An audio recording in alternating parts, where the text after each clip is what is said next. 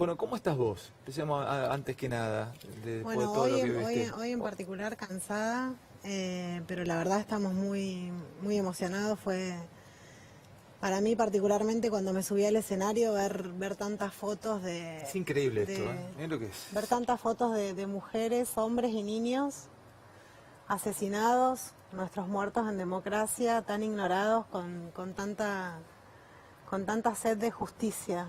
Eso es lo que vi.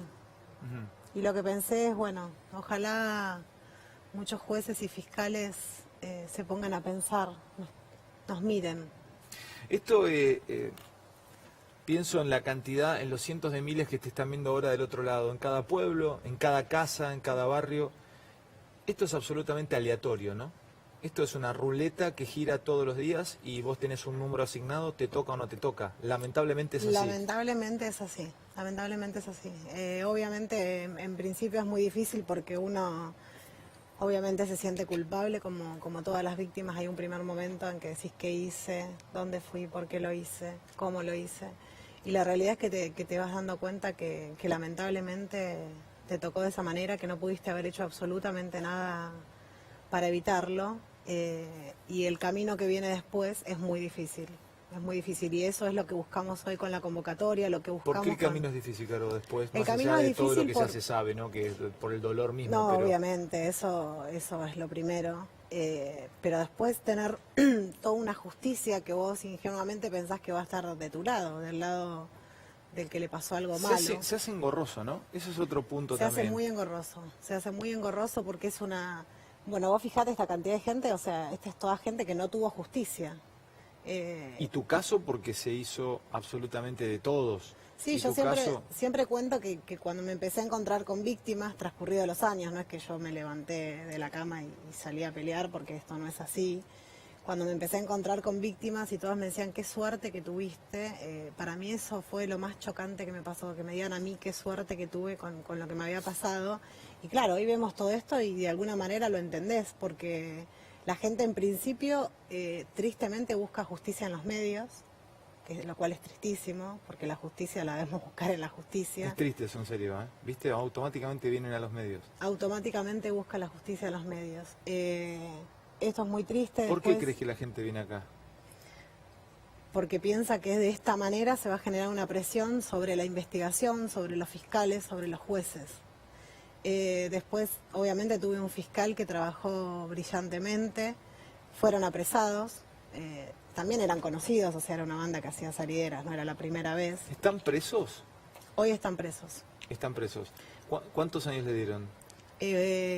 Bueno, después hubo un juicio, un tribunal oral que dictó cadena perpetua, que también deberíamos empezar a sacar la palabra perpetua, porque perpetua es la muerte, no existe la cadena perpetua en Argentina. ¿Qué salen? Son 18 años salen, 20 años En salen. principio que la cadena perpetua ahora es 35 años, antes era 25, y casación redujo la pena en 22 y 23 años, que uno está cansado ya cuando llega a la instancia de casación, y yo recuerdo que le dije a mi abogado, bueno, 22 años es bastante. Sí, pero no son 22, porque si bien ya no está más el 2 por 1, está el 2/3, o sea, de alguna manera, lo que en la primera... cantidad de cosas que tenés que pasar por la lo cabeza que, y pensar. Sí, y vos convencerte, decir, bueno, es bastante, y la realidad es que no. O sea, la justicia creo que es muy necesaria a la hora del duelo, pero bueno, las pérdidas son irreparables.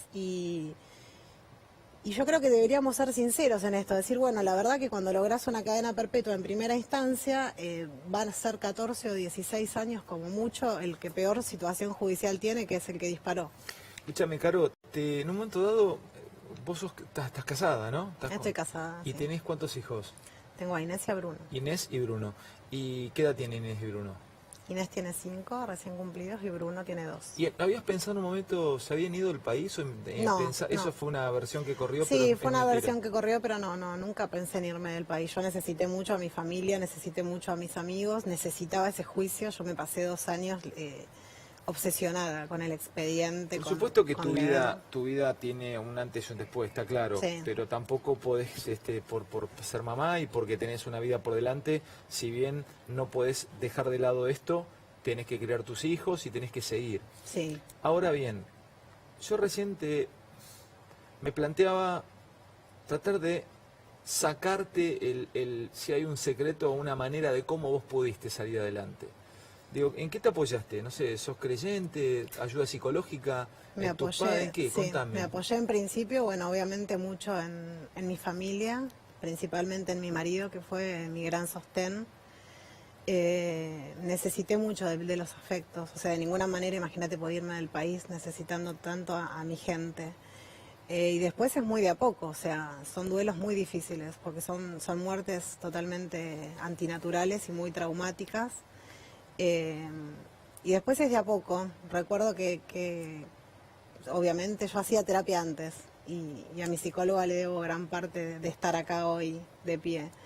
Que me dijo, bueno, hoy no podemos pensar en un futuro de ninguna manera, vamos a pensar en cosas pequeñas, vamos a pensar en que el domingo vas a ir a comer un asado a lo de tu hermano. O sea, obviamente para mí no había ningún futuro en ese momento. Y empecé así, de a poquito, con mínimos planes y después yo necesité, obviamente, yo necesitaba tener un hijo, quería que algo me ate los pies sobre esta tierra porque sentía que ya no los tenía atados acá y Inés vino a atarme los pies. ¿Qué te pasó, Caro, cuando...? Porque yo creo que hay declaraciones que duelen y que hacen mal, ¿no?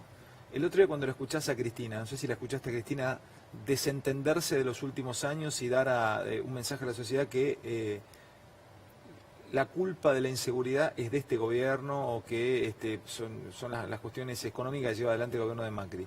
¿Qué te pasó internamente? La realidad es que yo no lo escuché, me lo comentaron y me lo preguntaron. La realidad a mí me resulta, yo siempre digo que en los últimos años no se, ni siquiera se nos tuvo en cuenta como víctimas de la inseguridad, o sea, no se nombraba la palabra inseguridad.